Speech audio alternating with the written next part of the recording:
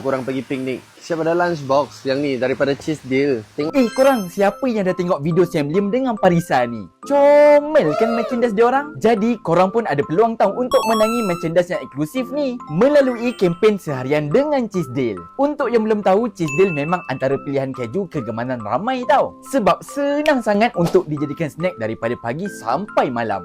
Setiap kepingan Cheese Deal mengandungi kalsium dan protein yang sangat tinggi. Jadi memang pilihan terbaik untuk dinikmati sepanjang hari. So, ini 3 langkah mudah untuk sertai kontes ni tau. Langkah pertama, pergi je dekat video Sam Lim dan juga Parisa. Langkah kedua, ambil je gambar snack Cheese Deal kegemaran korang. Langkah ketiga, tinggalkan komen di ruangan video Sam Lim atau Parisa dengan gambar snack korang tadi. Dan jangan lupa letakkan hashtag AM2PM Cheese Deal. Lepas tu, pastikan akaun korang public tau. Dan jangan lupa untuk follow akaun TikTok Delicious Malaysia sebab pemenang akan dapat notifikasi daripada akaun tersebut.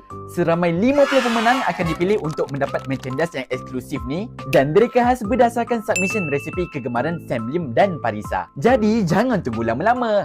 Good luck semua.